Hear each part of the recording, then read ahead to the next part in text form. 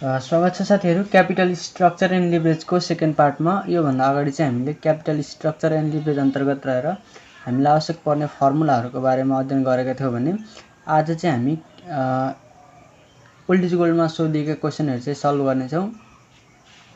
त्यसका लागि चाहिँ आजको यस पार्टमा चाहिँ हामी 2076 सालमा सोधिएको र 2075 सालमा सोधिएको यो 2 नम्बरको क्वेशन र 2077 सालमा सोधिएको यो 5 मार्क्सको क्वेशन र 2076 सालमा सोधिएको यो 10 मार्क्सको क्वेशन चाहिँ हामी सल्भ गर्ने छौं आजको यस भिडियोमा। र सुरु गरौँ अब 76 सालको क्वेशनबाट, सर्ट क्वेशनबाट। यहाँ के भन्छ त, suppose a company sales increase by 10% हैन। एउटा कम्पनीको सेल चाहिँ 10% ले इन्क्रिज भयो अरे। As a result its EBIT increase by 25% हैन।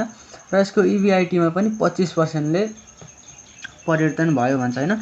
सेल्समा 10% ले वृद्धि गर्दाखेरि हैन, इन्क्रिज भनेको वृद्धि, सेल्समा 10% ले वृद्धि हुँदाखेरि यसको EBIT मा चाहिँ 25% ले वृद्धि भयो अरे।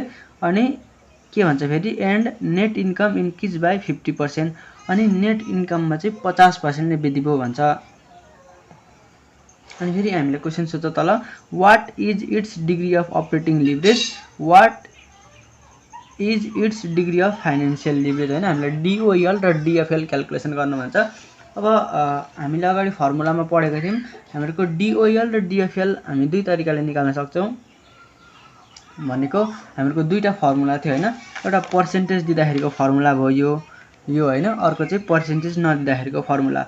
अब हामीले यो पर्सेन्टेज नदिँदाखेरिको फर्मुला CM/EBIT लाउँथ्यौं भने अब हामीले पर्सेन्टेजको कुरा गर्छ, त्यही भएर हामीले यो फर्मुला लाउन सक्दैनौं। हामीले यही पर्सेन्टेजको फर्मुला लाएर चाहिँ यसको सोलुसन गर्छौं हैन। अब के हो त, हामी यसको गिवन सारौँ। यहाँनिर पर्सेन्टेज चेन्ज अथवा इन्क्रिज हैन। चेन्ज र इन्क्रिज भनेको एउटै हो।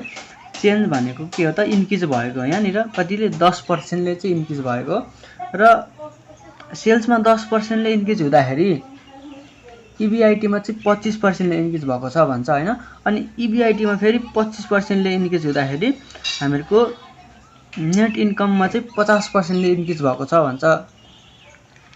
र अब DOL र DFL निकाल्नु भन्छ। DOL निकाल्ने फर्मुला के हो त, पर्सेन्टेज इन्क्रिज इन EBIT अथवा पर्सेन्टेज चेन्ज इन EBIT हैन। यहाँ चाहिँ चेन्ज भएको के भएको छ त, इन्क्रिज भएको छ। चेन्ज चाहिँ हामीहरुको दुई तरिकाले हुन्छ, एउटा इन्क्रिज पनि हुन सक्छ, अर्को डिक्रिज पनि हुन सक्छ। यहाँ चाहिँ चेन्जले चाहिँ केलाई दिएको छ, इन्क्रिजलाई दिएको छ। त्यही भएर percentage increase in EBIT, percentage increase in sales हैन, यो फर्मुला। अब EBIT कति पर्सेन्ट ले चेन्ज भएको छ, 25% ले।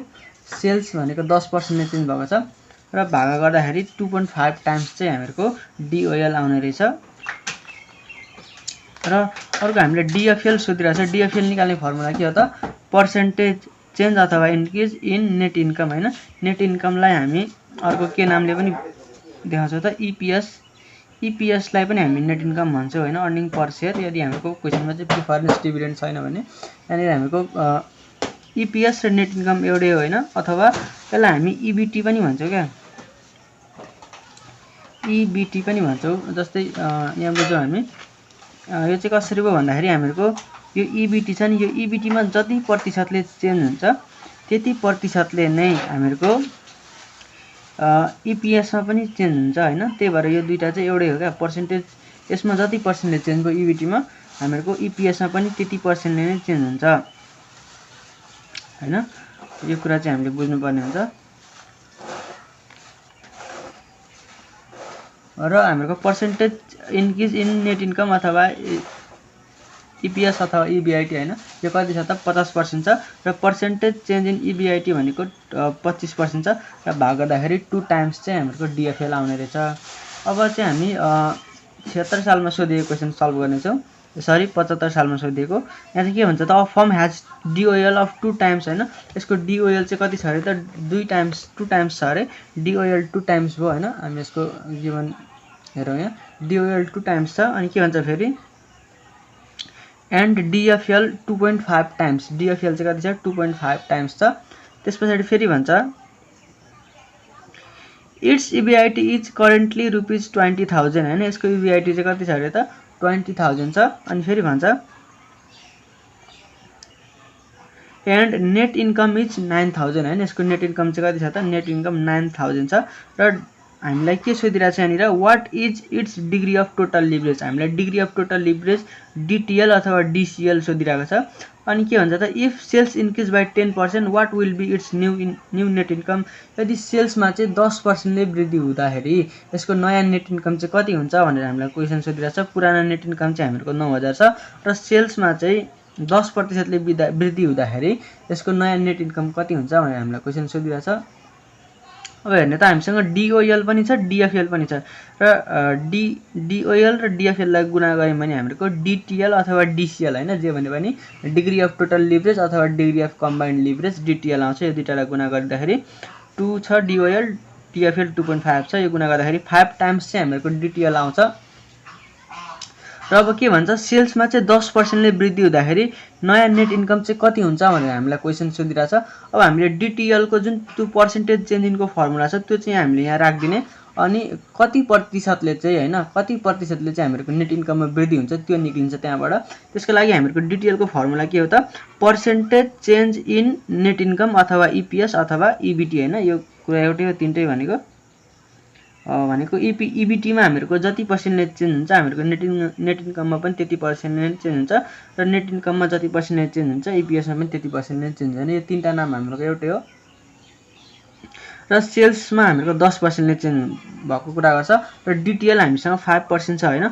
अब यहाँबाट हामीहरूको नेट इन्कममा चाहिँ कति प्रतिशतले वृद्धि हुन्छ अथवा चेन्ज हुन्छ त्यो निक्लिन्छ क्या यहाँबाट भनेको यो फर्मुलामा हामीले 5 राख्यौं डिटिएल हामीसँग छ। चेन्ज इन सेल्स हामीसँग 10% छ र चेन्ज इन नेट इन्कम हामीले निकाल्नु पर्ने छ कति पर्सेन्टेज चेन्ज हुन्छ भनेर सोधिरहेछ नि त हामीलाई। त्यही भएर यहाँ चाहिँ हामीले यो फर्मुला युज गरेर यो नेट इन्कममा कति पर्सेन्टेज चेन्ज हुन्छ अथवा इन्क्रिज हुन्छ त्यो निक्लिन्छ। 50% ले चाहिँ चेन्ज हुने रहेछ भनेको 50% ले वृद्धि हुने रहेछ। र अब नयाँ नेट इन्कम चाहिँ कति हो त हामीहरूको old net income plus old net इन्कमको 50% गर्दाखेरि 13500 चाहिँ हामीहरूको नयाँ नेट इन्कम हुने रहेछ हैन। त्यसरी चाहिँ हामीले यो क्वेशनलाई चाहिँ सोलुसन गर्न सक्छौं सल्भ गर्न सक्छौं। अब चाहिँ हामी 5 मार्क्स को क्वेशन तिर जान्छौं। 2077 सालमा सोधिएको क्वेशन 5 मार्क्स मा यसको गिवन हामी सुरुमा सार्छौं। यहाँ क्वेशन पढ्दै गिवन मैले सारिसकेपछि हामी हेर्छौं मजाले कसरी आयो। Kathmandu gifts centre produce and sells dolls हैन। एउटा काठमाडौँ गिफ्ट सेन्टर रहेछ जसले चाहिँ डल्सहरु प्रोड्युस गरेर चाहिँ सेल गर्दै रहेछ। Each unit each sold for ₹80 हैन। एउटा युनिटको चाहिँ कति लिन्छ अरे 80 रुपैयाँ भनेपछि यो selling price per unit S हो हैन। एस चाहिँ कति रहेछ त 80 रुपैयाँ रहेछ। अनि के भन्छ त हामीलाई the fixed cost are ₹3 lakh. Fixed cost चाहिँ कति छ त 3 लाख रुपैयाँ छ। अनि फेरि भन्छ variable cost are ₹50 per unit. Variable cost चाहिँ 50 रुपैयाँ पर युनिट छ भन्छ हामीलाई। अनि हामीलाई के सोधिरहेछ त ए नम्बरमा how many units must be sold to achieve the break even point. Break even पोइन्टमा रहनका लागि हैन ब्रेक इभन पोइन्ट प्राप्त गर्नका लागि कति युनिट चाहिँ बेच्नु पर्छ हामीलाई क्वेशन सोधिरहेछ। अब ब्रेक इभन पोइन्ट भनेको त के हो फर्मुला निकाल्ने fixed cost divided by S minus B. हामीहरूको फर्मुला हामीसँग फिक्स कस्ट छदैछ हैन 3 लाख रुपैयाँ फिक्स कस्ट छ अनि एस हामीसँग 80 छ भी भनेको 50 छ। यसरी हामीहरूको सल्भ गर्दाखेरि चाहिँ 10000 युनिट हैन 10000 युनिट चाहिँ हामीले बेच्दाखेरि सेल गर्दाखेरि हामी चाहिँ ब्रेक इभन पोइन्टमा चाहिँ रहन सक्छौं अथवा ब्रेक इभन पोइन्ट चाहिँ अचिभ गर्न सक्ने रहेछौं हैन। अब फेरि 2 नम्बरमा हामीलाई के सोधेको छ त यसकै what is the degree of operating leverage at sales of 15000 unit. यदि हामीले 15000 युनिट चाहिँ बिक्री गर्ने हो भने हामीहरूको डिग्री अफ अपरेटिङ लिभरेज चाहिँ कति हुन्छ भनेर हामीलाई सोधिरहेको छ। अब त्यसको लागि हामीहरूको क्यू कति हुने भयो त क्यू भनेको 15000 हुने भयो र यसमा हामीले डिओएल कति हुन्छ भनेर सोधिरहेको छ। र हामीहरूको डिओएल निकाल्ने फर्मुला के हामीले पढेको थियौं त जुन हामीहरूको डिओएल निकाल्ने मेन दुईवटा फर्मुला छ एउटा सीएम बाइ ईबीआईटी अथवा पर्सेन्टेजको केसमा यो भइहाल्यो। अब यहाँ हामीहरूको पर्सेन्टेजको त कुरा गरेको छैन त्यही भएर हामी यो फर्मुलातिर जानु पर्यो। अब सीएम भनेको के हो त सेल्स माइनस भेरिएबल कस्ट भनेको सीएम हो।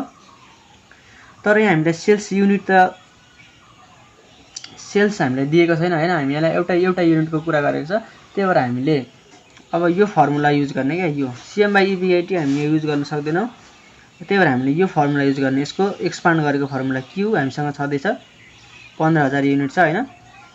हामीले जुन फर्मुला युज गरे पनि हो। यहाँ अब हामीले सिएम निकालिराख्नु भन्दा त डाइरेक्ट यही फर्मुला युज गर्दा भइहाल्यो। त्यही भएर QS minus be minus FC हामीहरूको डिओएल निकाल्ने फर्मुला क्युएस माइनस बी भनेको यो भनेको के हो त सिएम हो यति भनेको, र क्युएस माइनस बी भनेको यो इबी के हो त यो क्युएस माइनस बी भनेको यो सिएम हो, र यसमा फिक्स कस्ट घटाउँदा यो इबिआइटी सिएम बाई इबिआइटी हुन्छ यसरी। र यति हामीहरूको क्यु भनेको 15,000, एस भनेको 80, बी भनेको 50, फेरि यो तल सेम टु सेम भइहाल्यो। यो फिक्स कस्ट कति छ त 3 लाख छ। यसरी गर्दाखेरि 3 टाइम्स चाहिँ हामीहरूको डिग्री अफ अपरेटिङ लिभरेज डिओएल आउने रहेछ। र अब चाहिँ हामी 76 सालमा सोधिएको क्वेसन पनि हेर्नेछौँ। क्वेसनमा चाहिँ के भन्छ हामीलाई, company A and company B, यहाँ चाहिँ दुईटा कम्पनी रहेछ, both sell their product ₹8 per unit भनेको कम्पनी एले पनि 8 रुपियाँमा उसको प्रोडक्ट सेल गर्छ अरे, कम्पनी बीले पनि उसको प्रोडक्ट चाहिँ 8 रुपियाँमै सेल गर्छ भन्छ यसले। भनेपछि यिनीहरूको selling price per unit S चाहिँ कति हुने भयो त 8 हुने भयो दुईटै कम्पनीको लागि। त्यही भएर कम्पनी ए एक साइडतिर लेख्ने, कम्पनी बी अर्को साइडतिर लेख्ने। यसको selling price per unit S 8 रुपियाँ, यसको पनि 8 रुपियाँ होइन, सेलिङ प्राइस मात्रै सेम छ यहाँनिर। However variable cost per unit for company A is 4.8 and that for company B is ₹4 होइन। अब यिनीहरूको चाहिँ भेरिएबल कस्ट पर युनिट चाहिँ यसको कम्पनी ए को 4.8 रुपियाँ रहेछ र कम्पनी बी को चाहिँ 4 रुपियाँ रहेछ होइन। त्यस पछाडि के भन्छ त फेरि क्वेसनले हामीलाई, the fix operating cost for company A is 80,000 and for company B is 1,20,000। Company A को फिक्स कस्ट चाहिँ 80,000, कम्पनी बी को फिक्स कस्ट चाहिँ 1,20,000 छ भन्छ हामीलाई। अनि हामीलाई के भन्छ त ए नम्बरमा, what is the break even point for company A company B, company A र कम्पनी बी को ब्रेक इभन पोइन्ट चाहिँ कति हो भनेर हामीलाई सोधिरहेछ। अब हामीलाई थाहा छ ब्रेक इभन पोइन्ट निकाल्ने फर्मुला के हो त fixed cost divided by S minus B, fixed cost divided by S minus B होइन। अब ए को ब्रेक इभन निकाल्नको लागि एकै फिक्स कस्ट राख्ने, एकै सेलिङ प्राइस पर युनिट राख्ने, एकै भेरिएबल कस्ट पर युनिट राख्ने होइन। अनि बी को निकाल्नको लागि बीकै फिक्स कस्ट राख्ने, बीकै सेलिङ प्राइस पर युनिट राख्ने र बीकै भेरिएबल कस्ट पर युनिट राख्ने होइन। त्यसो गर्दाखेरि ए को फिक्स कस्ट कति छ 80,000, अनि यसको एस भनेको कति छ त 8 रुपियाँ, बी भनेको 4.8, यसको फिक्स कस्ट 1,20,000, बी भनेको 8.4 होइन। र यसरी गर्दाखेरि ए को चाहिँ 25,000 युनिटमा बिइपी हुने रहेछ र बी को चाहिँ 30,000 युनिटमा बिइपी हुने रहेछ होइन। अब हामीले बीमा चाहिँ के सोधिरहेछ त, which company should have higher degree of operating leverage explain, कुन कम्पनीको चाहिँ higher degree of operating leverage हुन्छ र किन भनेर हामीलाई क्वेसन सोधिरहेछ। यसको चाहिँ हामीले हिसाब गरिराख्नु पर्दैन होइन, यसको चाहिँ हामीले ल्याङ्ग्वेजमा चाहिँ एन्सर लेख्दा हुन्छ होइन। म भनिदिन्छु यसको चाहिँ कुन कम्पनीको चाहिँ higher degree of operating leverage हुन्छ भन्दाखेरि जसको फिक्स कस्ट होइन, जसको फिक्स कस्ट चाहिँ धेरै छ त्यसको चाहिँ हायर डिओएल हुन्छ भनेर हामीले लेख्न सकिन्छ। हेर्ने त कसको फिक्स कस्ट धेरै छ, यसको फिक्स कस्ट 1,20,000 छ, यसको फिक्स कस्ट 80,000 छ भनेपछि जसको धेर छ त्यसको चाहिँ डिओएल ठुलो हुन्छ भनेर हामीले लेख्न सकिन्छ। त्यसको एन्सर चाहिँ लेख्ने होइन, कम्पनी बी को चाहिँ हायर डिओएल हुन्छ किनकि यसको फिक्स कस्ट चाहिँ ए को भन्दा धेरै छ भनेर हामीले लेख्न सकिन्छ। र अब हेर्ने त हामीलाई सी नम्बरमा के सोधिरहेको छ त, at what sales level in units होइन, कति सेल्स लेभल युनिट हामीले बिक्री गर्दाखेरि do both companies on the same level of operating profit, दुईटै कम्पनीले चाहिँ अपरेटिङ प्रफिट चाहिँ सेम कमाउँछ होइन। कति युनिट चाहिँ हामीले सेल गर्दाखेरि, कति युनिट चाहिँ सेल गर्दाखेरि दुईटै कम्पनी एले पनि कम्पनी बीले पनि सेम प्रफिट कमाउँछ भनेर अपरेटिङ प्रफिट कमाउँछ भनेर सोधिरहेको छ हामीलाई। अपरेटिङ प्रफिट भनेको के हो त हामीहरूको इबिआइटी हो नि त। अब हामीले कति युनिट सेल गर्दाखेरि चाहिँ दुईटैको इबिआइटी बराबर हुन्छ भनेर हामीलाई क्वेसन सोधिरहेछ। अब EBIT of A is equal to बराबर हुन्छ भनेको छ, त्यही भएर बराबर होइन, EBIT of A is equal to EBIT of B. अब इबिआइटी कसरी आउँछ त, हामीले इबिआइटी कसरी आउँछ हेर्ने त, इबिआइटी भनेको सेल्समा हामीले भेरिएबल कस्ट घटायौँ भने र फिक्स कस्ट घटायौँ भने इबिआइटी आउँछ। त्यही भएर यहाँ हामीले यो फर्मुला एक्सपान्ड गर्दाखेरि कस्तो हुन्छ त, क्यू मतलब इबिआइटी भनेको के हो त, क्युएस माइनस क्यू भनेको क्वान्टिटी, एस भनेको selling price minus variable cost per unit होइन। यति भनेको हामीहरूको यति भनेको इबिआइटी हो हैन, यति भनेको इबिआइटी हो र यो ए को इबिआइटी र बी को इबिआइटी लेख्ने अनि यिनीहरुको फर्मुला लेखिसकेपछि हामीले यिनीहरुको भ्यालु राख्ने। क्यू त हामीलाई चाहिएको हो नि त, त्यही भएर क्यू को ठाउँमा चाहिँ नलेख्ने केही पनि, हामीलाई क्यू नै निकाल्ने हो। त्यही भएर अब एसए भनेको selling price per unit of selling price per unit of company A. Company A को सेलिङ प्राइस पर युनिट कति छ? 8 रुपैयाँ छ, यो यहाँ राख्ने। र अब यसको भेरिएबल कस्ट पर युनिट कति छ? 4.8 यहाँ राख्ने। अनि यसको फिक्स कस्ट 80,000 राख्ने। अब यहाँ हामीले क्यू को ठाउँमा केही पनि नराख्ने किनकि हामीलाई क्यू नै चाहिएको छ। त्यही भएर अब यसको सेलिङ प्राइस पर युनिट कति छ त? बी को 8 रुपैयाँ छ। यसको भेरिएबल कस्ट पर युनिट कति छ त? बी को 4 रुपैयाँ छ। अनि यसको फिक्स कस्ट 1,20,000 छ। यसरी हामीले भ्यालु राख्ने। र अब यो क्यू र 8 मल्टिप्लाई हुँदाखेरि 8 क्यू हुन्छ अनि माइनस 4.8 इन्टु क्यू गर्दाखेरि 4.8 क्यू हुन्छ। अब माइनसको माइनस भइहाल्यो, यो 80,000 त हामीसँग छँदै छैन। अब यता पनि 8 र क्यू मल्टिप्लाई गर्दाखेरि 8 क्यू, 4 र क्यू मल्टिप्लाई गर्दाखेरि 4 क्यू अनि माइनस 1,20,000। अब यो 8 क्यूमा 4.8 क्यू गर्दाखेरि 3.2 क्यू अनि माइनस 80,000। फेरि यता पनि 8 क्यूमा 4 क्यू गर्दाखेरि 4 क्यू माइनस 1,20,000 हुन्छ। र अब के हुन्छ त? यो 3.2 क्यू को 3.2 क्यू, यो 4 क्यू यता आएर माइनसमा भएर बस्छ र यो 1,20,000 यता माइनसमा छ, यो यता जाँदा प्लस भएर जान्छ हैन। र यति हामीहरुको 3.2 मा 4 क्यू गर्दाखेरि 0.8 क्यू हुन्छ। र त्यो 0.8 क्यू ले चाहिँ यताको यो 80 र 21 गर्दाखेरि कति हुन्छ त?